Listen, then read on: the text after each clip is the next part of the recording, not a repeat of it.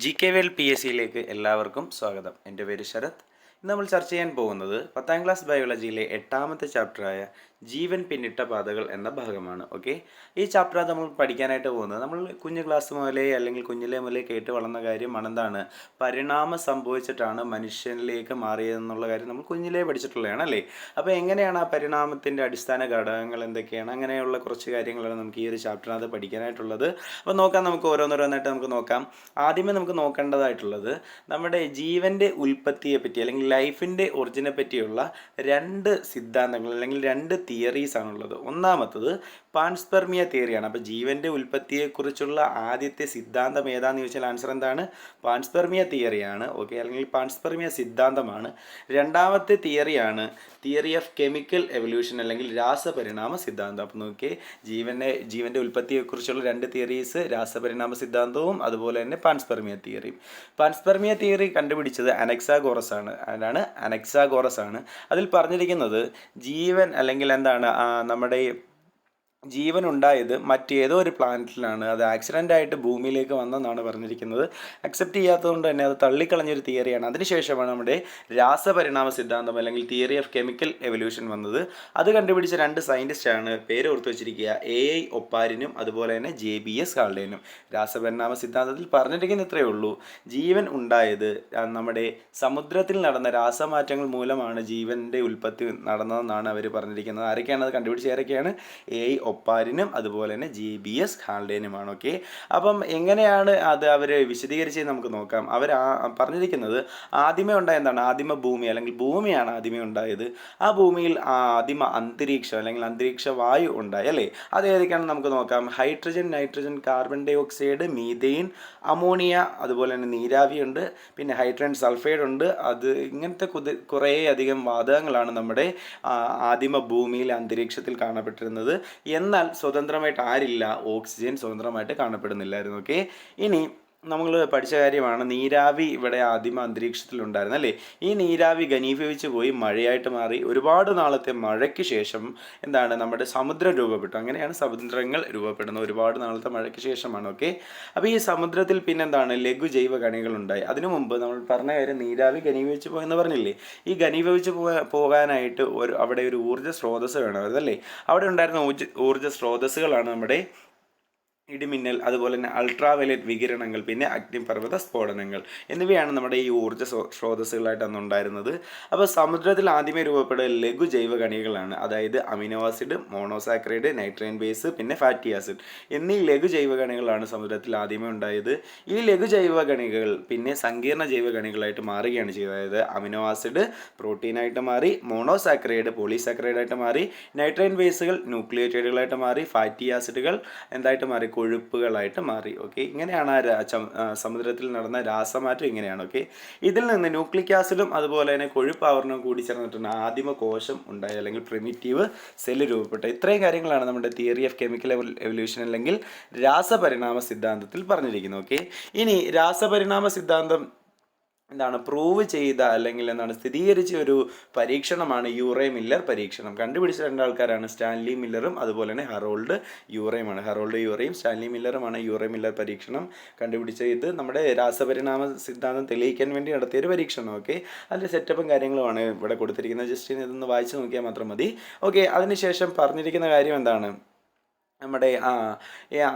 നമ്മുടെ ആദിമ കോശം രൂപപ്പെട്ട എത്ര വർഷങ്ങൾക്ക് മുമ്പാണ്, അതുപോലെ തന്നെ നമ്മുടെ എന്താണ് പ്രോക്യാരിയോട്ടുകൾ ഉണ്ടായത്, യൂക്യാരിയോട്ടുകൾ ഉണ്ടായി, യൂക്യാരിയോട്ടിൻ്റെ കോളനി ഉണ്ടായി, അതുപോലെ തന്നെ ഏറ്റവും അവസാനം ബഹുകോശ ജീവികൾ ഉണ്ടായി എന്നാണെന്നുള്ളൊരു ഫ്ലോ ചാർട്ടാണ് കൊടുത്തേക്കുന്നത്. അത് ഏകദേശം ഒരു 3800 ദശലക്ഷം വർഷങ്ങൾക്ക് മുമ്പാണ് ആദിമകോശം രൂപപ്പെട്ടത്. അതും കഴിഞ്ഞിട്ട് ഒരു 300-500 ദശലക്ഷം വർഷങ്ങൾക്ക് മുമ്പാണ് പ്രോക്യാരിയോട്ടുകൾ ഉണ്ടാകുന്നത്. അപ്പോൾ രണ്ടാമതായിട്ട് പ്രോക്യാരിയോട്ടാണ്, ആദിമകോശം ആദ്യം, പിന്നീട് പ്രോക്യാരിയോട്ടുകളാണ്, പിന്നീട് അത് യൂക്യാരിയോട്ടുകൾ ഉണ്ടായി, അതായത് 1500 ദശലക്ഷം വർഷങ്ങൾക്ക് മുമ്പ്. പിന്നെ യൂക്യാരിയോട്ടിൻ്റെ കോളനി ഉണ്ടായി. പിന്നീടാണ് ഒരു 1000 ദശലക്ഷം വർഷങ്ങൾക്ക് മുമ്പാണ് ബഹുകോശ ജീവികൾ ഉണ്ടാകുന്നത്. അപ്പോൾ ഈ ഒരു ഫ്ലോ ചാർട്ട് നിങ്ങളൊന്ന് ഓർത്ത് വെച്ചേക്കുക. പ്രോക്യാരിയോട്ട് യൂക്യാരിയോട്ട് എന്താണെന്ന് നമുക്ക് അറിയാവുന്നതാണ്. പ്രോക്യാരിയോട്ട് എന്ന് വെച്ചാൽ എന്താണ്, വ്യക്തമായ മർമ്മമില്ലാത്ത ജീവജാലങ്ങളും, യൂക്യാരിയോട്ട് എന്ന് വെച്ചാൽ എന്താണ്, വ്യക്തമായി മർമ്മമുള്ള ജീവജാലങ്ങളുമാണ്. ഓക്കെ, ഇനി നമുക്ക് പഠിക്കാനായിട്ടുള്ളത് ജീവൻ്റെ ഉൽപ്പത്തിയെക്കുറിച്ചുള്ള തിയറീസ് നമ്മൾ പഠിച്ചു. ഇനി പരിണാമ സിദ്ധാന്തങ്ങൾ ഏതൊക്കെയാണെന്ന് നമുക്ക് പഠിക്കണം. ഒന്നാമത്തെ പരിണാമ സിദ്ധാന്തമാണ് ലാമാർക്കിസം കണ്ടുപിടിച്ചത്. Gene Baptist ലാമാർക്കാണ്. ഓക്കെ, ആദ്യത്തെ പരിണാമ സിദ്ധാന്തം ഏതാണ്? ലാമാർക്കിസം കണ്ടുപിടിച്ച ലാമാർക്കാണ്. ഇതിൽ പറഞ്ഞിരിക്കുന്ന കാര്യം ഇത്രയേ ഉള്ളൂ. സ്വഭാവങ്ങൾ, അതായത് സ്വയാർജിത സ്വഭാവങ്ങൾ, അങ്ങനെ തന്നെ പറയണം. സ്വയാർജിത സ്വഭാവങ്ങൾ തലമുറകളിലൂടെ കൂടിച്ചേർന്ന് പുതിയ ജീവജാതികൾ രൂപപ്പെടുന്നു എന്നാണ് ലാമാർക്ക് വിശദീകരിച്ചത്. അതിന് അദ്ദേഹം എടുത്ത എക്സാമ്പിൾ നമ്മുടെ ജിറാഫിനെയാണ്. ജിറാഫിൻ്റെ കഴുത്ത് പണ്ട് ചെറുതായിരുന്നു, പിന്നീട് അത് ഇലകൾ കഴിക്കാനായിട്ട് കഴുത്ത് നീട്ടിയെടുത്തെന്നാണ് നമ്മുടെ ലാമാർക്ക് പറഞ്ഞത്. അക്സെപ്റ്റ് ചെയ്യാൻ പറ്റാത്ത ഏതുകൊണ്ട് തള്ളിക്കളഞ്ഞ മറ്റൊരു തിയറിയാണ് ലാമാർക്കിസം. അതിനുശേഷം വന്നൊരു തിയറിയാണ് ഡാർവിനിസം. ഓക്കെ, അതിനുശേഷം വന്നതാണ് ഡാർവിനിസം. കണ്ടുപിടിച്ച ആരാണ്? ചാൾസ് ഡാർവിനാണ്. ഓക്കെ, ഈ ഡാർവിനിസത്തിനകത്ത് പറഞ്ഞേക്കുന്ന കാര്യങ്ങൾ എന്തൊക്കെയാണെന്ന് പറയുന്നതിന് മുമ്പ് തന്നെ ഡാർവിൻ്റെ കപ്പൽ യാത്ര എന്ന് പറഞ്ഞ് കൊടുത്തിരിക്കുന്ന ഈ ഭാഗം നല്ലപോലെ ഒന്ന് വായിച്ചു നോക്കുക. അതായത് ഡാർവിൻ ഈ ഒരു പരീക്ഷണം നടത്താനായിട്ട്, അതായത് പരിണാമ സിദ്ധാന്തം പ്രൂവ് ചെയ്യാനായിട്ട് അല്ലെങ്കിൽ കണ്ടുപിടിക്കാനായിട്ട് അദ്ദേഹം ഒരു കപ്പൽ യാത്ര നടത്തിയിരുന്നു. ആ പോയ കപ്പലിൻ്റെ പേര് ഇവിടെ കൊടുത്തിട്ടുണ്ട്. എക്സാം ചോദിച്ചിട്ടുള്ളതാണ്. HMS ബീഗിളാണ് ഡാർവിൻ പോയ കപ്പലിൻ്റെ പേര്. അദ്ദേഹം പോയ ദ്വീപിൻ്റെ പേര് ഗാലപ്പഗോസ് ദ്വീപ് എന്നാണ്. ഓക്കെ, അവിടെ ചെന്നിട്ട് അദ്ദേഹം എടുത്ത കുരുവികളെ എടുത്താണ് പരീക്ഷണം നടത്തിയത്. പലതരത്തിലുള്ള പല കൊക്കുകളുള്ള അല്ലെങ്കിൽ ചുണ്ട് പലതരത്തിലുള്ള കുരുവികളെയൊക്കെ അദ്ദേഹത്തിന് അവിടെ കാണാൻ കഴിഞ്ഞു. അതിനെ വെച്ചിട്ടാണ് പരീക്ഷണം നടത്തിയത്. ഈ പരീക്ഷണത്തിനൊടുവിൽ അദ്ദേഹം ഒരു ബുക്ക് എഴുതി. ആ ബുക്കിൻ്റെ പേരാണ് നമ്മുടെ പ്രകൃതി നിർദ്ധാരണം വഴിയുള്ള ജീവിവർഗത്തിൻ്റെ ഉൽപ്പത്തി, അല്ലെങ്കിൽ ഒറിജിൻ ഓഫ് ലൈഫ് ബൈ അല്ലെങ്കിൽ origin of species by means of natural selection എന്നുള്ള ബുക്കും നമ്മുടെ ചാൾസ് ഡാർവിൻ എഴുതിയതാണ്. ഓക്കെ, ഇനി നമുക്ക് എന്താണ് ഡാർവിനിസത്തിനകത്ത് പറഞ്ഞേക്കുന്ന കാര്യങ്ങളെന്ന് നോക്കാം. അദ്ദേഹം പറഞ്ഞ ഇത്രയേ ഉള്ളൂ. അമിതോൽപാദനം നടക്കുമ്പോൾ നിലനിൽപ്പിന് വേണ്ടിയുള്ള സമരം ഉണ്ടാവുകയാണ് ചെയ്യുന്നത്. അവിടെ അനുകൂല വ്യതിയാനങ്ങളില്ലാത്തവ അല്ലെങ്കിൽ ഫേവറബിൾ വേരിയേഷൻ ഇല്ലാത്തവ ഡിസ്ട്രോയ് ആയി പോകുന്നത് അല്ലെങ്കിൽ നശിച്ചു പോവുകയാണ് ചെയ്യുന്നത്.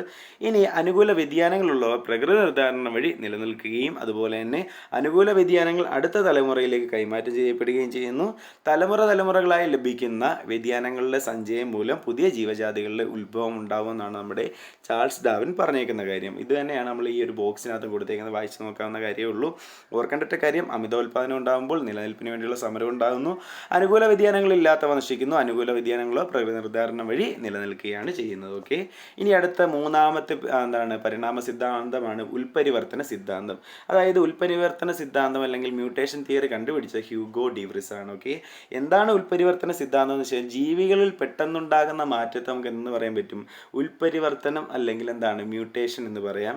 അപ്പം ഈ ഒരു തിയറി കണ്ടുപിടിച്ച ഹ്യൂഗോ ഡിവ്രിസ് ആണ്. അപ്പോൾ ഉൽപരിവർത്തന സിദ്ധാന്തം എന്ന് വെച്ചാൽ ജീവജാലങ്ങളിൽ പെട്ടെന്നുണ്ടാകുന്ന മാറ്റത്തെ നമുക്ക് എന്തെന്ന് പറയാൻ സാധിക്കും? ഉൽപരിവർത്തന സിദ്ധാന്തം എന്ന് പറയാൻ സാധിക്കും. ഇനി ഫോസിലുകളെ പറ്റിയൊക്കെ നമ്മൾ ഒരുപാട് കേട്ടുള്ളതാണ്. ഈ ഫോസിലുകളാണ് പരിണാമത്തിൻ്റെ പ്രധാനപ്പെട്ട തെളിവുകൾ. ഫോസിലുകൾ നൽകുന്ന തെളിവുകൾ എന്തൊക്കെയാണെന്ന് വെച്ച് കഴിഞ്ഞാൽ പുരാതന ഫോസിലുകൾക്ക് ലളിത ഘടനയാണുള്ളത്. ഓക്കെ, അതുപോലെ തന്നെ അടുത്ത കാലത്തുണ്ടായ ഫോസിലുകളുടെ പ്രത്യേകത സങ്കീർണ ഘടനയാണ്. ചില ഫോസിലുകൾ ജീവിവർഗങ്ങൾ തമ്മിലുള്ള ബന്ധം സൂചിപ്പിക്കുന്ന അവയാണെന്നും നമ്മുടെ ഈ പരിണാമത്തിൻ്റെ തെളിവുകളായിട്ടുള്ള ഫോസിലുകൾ പറയുന്നുണ്ടല്ലേ.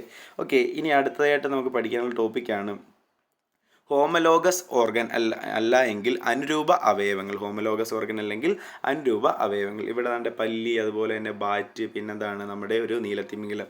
ഇവിടെ ഫിഗറാണ് കൊടുത്തേക്കുന്നത്. ഇവയ്ക്ക് പല്ലിയുടെ ആണെങ്കിൽ മുൻ കൈകളുണ്ട്, അതുപോലെ തന്നെ വവ്വാലാണെങ്കിൽ അതിന് ചിറകുണ്ട്, അതുപോലെ തന്നെ നീലത്തിമിംഗലത്തിന് നീന്താൻ വേണ്ടിയുള്ള ചിറകുണ്ട്. ഇതിൻ്റെ എല്ലാം പ്രത്യേകത ഒരേ ഘടനയാണെങ്കിലും വ്യത്യസ്ത ധർമ്മമാണല്ലേ. അങ്ങനെ ഒരേ ഘടനയും വ്യത്യസ്ത ധർമ്മവുമുള്ള അവയവങ്ങളെയാണ് നമ്മൾ എന്തെന്ന് വിളിക്കുക? അനുരൂപ അവയവങ്ങൾ അഥവാ ഹോമലോഗസ് ഓർഗൻ എന്നറിയപ്പെടുക. അപ്പം എന്താണ് ഹോമലോഗസ് ഓർഗൻ എന്ന് മനസ്സിലായി എന്ന് വിശ്വസിക്കുന്നു. ഓക്കെ, ഇനി അടുത്തായിട്ട് നമുക്ക് പഠിക്കാനുള്ളത്, നമ്മൾ പഠിച്ചൊരു കാര്യമാണ് ഇൻസുലിൻ നിർമ്മിക്കാനായിട്ട് മനുഷ്യകോശവും ബാക്ടീരിയ കോശവും ആണ് എടുക്കുന്നത്. അപ്പം ഈ ബാക്ടീരിയ കോശവും മനുഷ്യകോശവും എടുക്കാൻ കാരണം ബാക്ടീരിയയും മനുഷ്യനും തമ്മിൽ എന്തെങ്കിലും ബന്ധം ഉണ്ടായിട്ടായിരിക്കണം അല്ലേ. അപ്പം ബാക്ടീരിയയും മനുഷ്യനും തമ്മിലുള്ള പ്രധാന നാല് റിലേഷൻ എന്തൊക്കെയാണെന്ന് വെച്ച് കഴിഞ്ഞാൽ രാസപ്രവർത്തനങ്ങൾ നിയന്ത്രിക്കുന്ന എൻസൈമുകളാണ്. രാസപ്രവർത്തനങ്ങൾ നിയന്ത്രിക്കുന്ന ആരാണ്? എൻസൈമുകളാണ്. അതുപോലെ തന്നെ ഊർജ്ജം സംഭരിക്കുന്നത് ATP തന്മാത്രകളാണ്, രണ്ടുപേരിൽ മനുഷ്യരിലും ബാക്ടീരിയയിലും. അതുപോലെ തന്നെ പാരമ്പര്യ സ്വഭാവങ്ങൾ നിർണ്ണയിക്കുന്നത് ജീനുകളാണ്. അതുപോലെ തന്നെ അടിസ്ഥാന പദാർത്ഥങ്ങൾ ധാന്യങ്ങളും അതുപോലെ തന്നെ പ്രോട്ടീനും കൊഴുപ്പുമാണെന്നാണ് ഈ ബാക്ടീരിയ മനുഷ്യൻ തമ്മിലുള്ള പ്രധാനപ്പെട്ട റിലേഷൻ. അപ്പം 4 വായിച്ച് നോക്കിയേക്കുക. ഇനി നമ്മൾ പറയാറുണ്ട് കുരങ്ങന്മാരാണ് നമ്മുടെ മനുഷ്യനുമായിട്ട് ഏറ്റവും അടുത്ത് നിൽക്കുന്നതെന്ന് പറയാറുണ്ടല്ലേ. എന്നാൽ അതല്ല, മനുഷ്യനുമായിട്ട് ഏറ്റവും അടുത്ത് നിൽക്കുന്ന ജീവജാലം ഏതാണെന്ന് വെച്ചാൽ ചിമ്പാൻസിയാണ്. അതിനുശേഷം ഗൊറില്ലയാണ്. അങ്ങനെ പറയാൻ കാരണം ചിമ്പാൻസിക്ക് നമ്മുടെ മനുഷ്യരിലെ ഹീമോഗ്ലോബിനിലെ ബീറ്റാ ശൃംഖലയിലെ അമിനോ ആസിഡുകളിൽ നിന്ന് ഒരു വ്യത്യാസവുമില്ല. അതായത് നമുക്കിങ്ങനെ പറയാം, ചിമ്പാൻസിയുടെയും മനുഷ്യൻ്റെയും ഹീമോഗ്ലോബിനിലെ ബീറ്റാ ശൃംഖലയിലെ അമിനോ ആസിഡുകൾ തമ്മിൽ ഒരു വ്യത്യാസവും ഇല്ലെന്ന് പറയാൻ സാധിക്കും. പിന്നീട് അടുത്തേക്കുന്ന ഗൊറില്ലയാണ്. അപ്പോൾ ഈ ഗൊറില്ലയുടെ പ്രത്യേകത ഒരു അമിനോ ആസിഡിൻ്റെ വ്യത്യാസമാണുള്ളത്. എലിയുടെയൊക്കെ ആണെങ്കിൽ 31 അമിനോ ആസിഡ്. അങ്ങനെ പല ജീവജാലങ്ങളുടെയും പല വ്യത്യാസങ്ങളാണ് വരിക. ഓക്കെ, ഇനി നമുക്ക് മനുഷ്യൻ്റെ പരിണാമം എങ്ങനെയായിരുന്നു എന്നാണ് പഠിക്കാനായിട്ട് പോകുന്നത്. ആന്ത്രോപോയിഡ എന്നുള്ള അല്ലെങ്കിൽ ആന്ത്രോപോയിഡിയ എന്നുള്ളൊരു ജീവവർഗം അല്ലെങ്കിൽ അങ്ങനെ ഒരു ക്ലാസിഫിക്കേഷൻ നമുക്ക് രണ്ടായിട്ട് തിരിക്കാൻ സാധിക്കുന്നതാണ് അല്ലേ. അതായത് ആന്ത്രോപോയിഡിയ എന്നുള്ളൊരു ഭാഗത്തെ നമുക്ക് രണ്ടായിട്ട് തിരിക്കാം, സെർക്കോപിത്തിക്കോയിഡെയും അതുപോലെ തന്നെ ഹോമിനോയിഡെയും. ആന്ത്രോപോയിഡിയയെ നമുക്ക് സെർക്കോപിത്തിക്കോയിഡെയും അതുപോലെ തന്നെ ഹൊമിനോയിഡെയും എന്ന് തിരിക്കാം. സെർക്കോപിത്തിക്കോയിഡയുടെ പ്രത്യേകത ചെറിയ മസ്തിഷ്കം അതുപോലെ തന്നെ നീളമുള്ള വാലാണ്, അതിൽ വരുന്നതാണ് കുരങ്ങ്. ഇനി ഹൊമിനോയിഡയ്ക്കകത്ത് വരുന്ന ആരൊക്കെയാണ്? ഗിബ്ബൺ, ഒറാങ്കുട്ടൻ, അതുപോലെ തന്നെ ഗൊറില്ല, ചിമ്പാൻസി, മനുഷ്യൻ എന്നിവയാണ്. ഇവയുടെ പ്രത്യേകത എന്താണ്? വികസിച്ച മസ്തിഷ്കമാണ്, സ്വതന്ത്രമായി ചലിപ്പിക്കാവുന്ന കൈകളും ഈ ഹൊമിനോയിഡ് എന്നുള്ള ഭാഗത്ത് ഉള്ളവർക്ക് അല്ലെങ്കിൽ ആ ഒരു ഗ്രൂപ്പിൽ വരുന്നവർക്ക് ഉണ്ട്. അപ്പം ഇതാണ് ഒരു മനുഷ്യൻ്റെ പരിണാമത്തിൻ്റെ ആ ഒരു കറക്റ്റ് ഫ്ലോ ചാർട്ട്. കുരങ്ങ്, പിന്നെ ഗിബ്ബൺ, ഒറാങ്കുട്ടൻ, ഗൊറില്ല, ചിമ്പാൻസി, പിന്നെ മനുഷ്യൻ. ഇങ്ങനെയാണ് ഏറ്റവും അടുത്ത് നിൽക്കുന്ന ജീവജാലങ്ങൾ. ഇനി കൊടുത്തിട്ടുള്ള ഏറ്റവും അവസാന ഭാഗമായ മനുഷ്യ പരിണാമത്തിലെ മുഖ്യ ഘട്ടങ്ങൾ ഏതൊക്കെയാണെന്നാണ് കൊടുത്തേക്കുന്നത്. ആദ്യത്തെ ഘട്ടമാണ് ആർഡിപിത്തിക്കസ് റാമിഡസ്. അതായത് മനുഷ്യകുലത്തിലെ ഏറ്റവും പുരാതന അംഗമാണ് ഇത്, ആർഡിപിത്തിക്കസ് റാമിഡസ്. ഇതിൻ്റെ ഫോസിലുകൾ ആഫ്രിക്കയിൽ നിന്നാണ് കണ്ടുപിടിച്ചത്. ഓക്കെ, അതുപോലെ രണ്ടാമത്തെയാണ് ആസ്ട്രലോപിത്തിക്കസ് അഫറൻസീസ്. അത് മെലിഞ്ഞ ശരീരമാണ് ഇതിൻ്റെ. അതുപോലെ തന്നെ ആഫ്രിക്കയിൽ നിന്ന് തന്നെയാണ് ഇതിൻ്റെ ഫോസിലുകൾ ലഭിച്ചത്. പിന്നെയുള്ള ആരാണ്? ഹോമോ ഹാബിലിസ് ആണ്. കല്ലിൽ നിന്നും അസ്ഥികഷണങ്ങളിൽ നിന്നും ആയുധങ്ങൾ നിർമ്മിച്ചവരാണ് ഹോമോ ഹാബിലിസ് എന്നുള്ള ഒരു വിഭാഗത്തിൽപ്പെടുന്നത്. ഇവയുടെയും ആഫ്രിക്കയിൽ നിന്ന് തന്നെയാണ് ഫോസിലുകൾ ലഭിച്ചത്. ഇനി അടുത്തയാണ് ഹോമോ ഇറക്റ്റസ്. കട്ടിയുള്ള കീഴ്ത്താടിയും വലിയ പല്ലുകളും നിവർന്നു നിൽക്കാനുള്ള കഴിവുമുള്ളവരാണ് ആര്? Homo erectus. ആഫ്രിക്കയിൽ നിന്നും ഏഷ്യയിൽ നിന്നുമാണ് ഇതിൻ്റെ ഫോസിലുകൾ ലഭിച്ചത്. അടുത്തയാണ് ഹോമോ നിയാണ്ടർതാലൻസീസ്. അതായത് ആധുനിക മനുഷ്യനുമായിട്ട് ഏറ്റവും അടുത്ത് നിൽക്കുന്നവരാണ് ഹോമോ നിയാണ്ടർതാലൻസീസ്. യൂറോപ്പ്, ഏഷ്യ എന്നിവിടങ്ങളിൽ നിന്ന് ഫോസിലുകൾ ലഭിക്കുകയാണ് ഉണ്ടായത്. അടുത്തയാണ് ഹോമോ സാപ്പിയൻസ്. ഹോമോ സാപ്പിയൻസ് എന്ന് വെച്ചാൽ മനുഷ്യൻ്റെ ശാസ്ത്രീയ നാമമാണെന്ന് നമുക്കറിയാം. ആധുനിക മനുഷ്യൻ അറിയപ്പെടുന്ന പേരാണെന്ത്? Homo sapiens. ഫ്രാൻസിൽ നിന്ന് ആദ്യ ഫോസിൽ ലഭിച്ച ഫ്രാൻസിൽ നിന്നാണ്. അതൊന്ന് ഓർത്ത് വെച്ചേക്കുക. ഓക്കെ, എല്ലാ കൂട്ടുകാരോടുമാണ് നമ്മുടെ PSC എക്സാം ക്രാക്ക് ചെയ്യാൻ വേണ്ടി എല്ലാവരും പെട്ടെന്ന് തന്നെ നമ്മുടെ അൺഅക്കാഡമി സബ്സ്ക്രിപ്ഷൻ എടുക്കുക. പ്ലസ് സബ്സ്ക്രിപ്ഷൻ എടുക്കുന്നവർക്ക് നമുക്ക് ഇന്നും കൂടിയാണ് ഓഫർ വരുന്നത്. ഇപ്പോൾ തന്നെ എല്ലാവരും സബ്സ്ക്രിപ്ഷൻ എടുക്കുകയാണെങ്കിൽ നമ്മുടെ ഈ അൺഅക്കാഡമിയുടെ പ്രത്യേകത ഒരുപാട് അഫോർഡബിൾ ആയിട്ടുള്ള പ്രൈസിലാണ് നമുക്ക് ക്ലാസ്സുകളെല്ലാം ലഭിക്കുന്നത്. അത് മാത്രമല്ല ലൈവ് റെക്കോർഡുമായിട്ടുള്ള സെഷൻസ് ആണുള്ളത്. പിന്നെ സിലബസ് ഓറിയൻറ്റഡ് ആയിട്ടുള്ള ക്ലാസ്സുകളുണ്ട്, ലൈവ് ഇൻ്ററാക്ഷൻ വരുന്നുണ്ട്, ഡൗട്ട് ക്ലിയറിംഗ് സെഷൻസ് വരുന്നുണ്ട്. നല്ല ടോപ്പ് എഡ്യൂക്കേറ്റേഴ്സിൻ്റെ ക്ലാസ്സാണ് നമുക്ക് ലഭിക്കുന്നത്. അപ്പം പ്ലസ് സബ്സ്ക്രിപ്ഷൻ എടുക്കാനായിട്ട് നിങ്ങൾ നമ്മുടെ ഷാഫി സാറിൻ്റെ കോഡ് യൂസ് ചെയ്യുക. SHAFII എന്നുള്ള കോഡ് യൂസ് ചെയ്തിട്ട് നിങ്ങൾ ഇത് പ്ലസ് സബ്സ്ക്രിപ്ഷൻ എടുക്കുകയാണെങ്കിൽ 20% ഡിസ്കൗണ്ട് കിട്ടുന്നതാണ്. അതുപോലെ തന്നെ ക്രെഡിറ്റ്സ് കോയിൻ വെച്ചിട്ട് നിങ്ങൾക്ക് വീണ്ടും ഒരു ഡിസ്കൗണ്ട് ലഭിക്കുന്നതായിരിക്കും. അപ്പം കോഡ് മറക്കണ്ട, SHAFII എന്നുള്ള കോഡ് വെച്ച് നിങ്ങൾ ഇപ്പോൾ തന്നെ സബ്സ്ക്രിപ്ഷൻ എടുത്തു കഴിഞ്ഞാൽ 20% നിങ്ങൾക്ക് അവിടെ ഡിസ്കൗണ്ട് ലഭിക്കുന്നതായിരിക്കും. അതുപോലെ തന്നെ നമ്മുടെ ഈ അൺഅക്കാഡമിയുടെ പ്രത്യേകത ഒരുപാട് ബാച്ച് കോഴ്സുകൾ തുടങ്ങിയിട്ടുണ്ട്.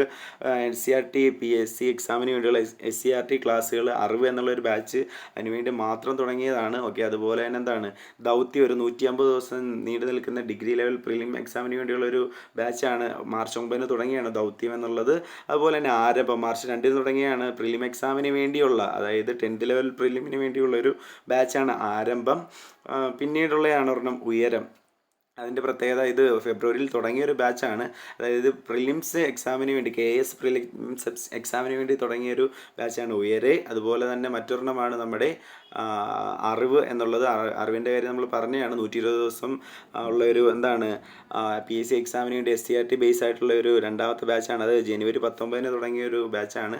പിന്നെ ജേതാവ് ബെബ്കോലി എക്സാമിന് വേണ്ടിയുള്ളതാണ്. പിന്നീട് ഇതിൻ്റെ പ്രത്യേകത ഒരുപാട് ടെസ്റ്റ് സീരീസുകൾ കാണുന്നതാണ്. അതുപോലെ തന്നെ CPO ആൻഡ് ഫയർ എക്സാമിന് വേണ്ടിയുള്ള ഒരുപാട് ടെസ്റ്റും കാര്യങ്ങളും എല്ലാം ഇതിനകത്ത് നടത്തുന്നതായിരിക്കും. നമ്മുടെ ഫീച്ചേഴ്സ് എന്ന് വെച്ച് കഴിഞ്ഞാൽ നിങ്ങളുടെ ഫേവററ്റ് ആയിട്ടുള്ള എഡ്യൂക്കേറ്റേഴ്സിൻ്റെ ക്ലാസ്സുകൾ നിങ്ങൾക്ക് എപ്പോൾ വേണമെങ്കിലും കാണാൻ റെക്കോർഡ് ക്ലാസ് അവൈലബിൾ ആണ്. അതുപോലെ തന്നെ എന്താണ് ഡൗട്ട് ക്ലിയറിംഗ് സെഷൻസ് ഉണ്ടാവുന്നതാണ്. അതുപോലെ തന്നെ ഫ്രീ ടെസ്റ്റ് സീരീസ് ഉണ്ടാവുന്നതാണ്. അതുപോലെ തന്നെ എല്ലാ വീക്കിലിയും ഫ്രീ മോക്ക് ടെസ്റ്റുകൾ ഉണ്ടായിരിക്കുന്നതാണ്. അപ്പോൾ ഇതാണ് നമ്മുടെ പ്ലസ് സബ്സ്ക്രിപ്ഷൻ്റെ റേറ്റ് കൊടുത്തിരിക്കുന്ന ഓരോ പ്ലാനും ഇവിടെ കൊടുത്തിട്ടുണ്ട്. അപ്പോൾ പെട്ടെന്ന് തന്നെ PSC എക്സാമിന് വേണ്ടി പ്രിപ്പയർ ചെയ്യുന്ന എല്ലാ വിദ്യാർത്ഥികളും പെട്ടെന്ന് തന്നെ അക്കാഡമിയുടെ പ്ലസ് സബ്സ്ക്രിപ്ഷൻ എടുക്കുക.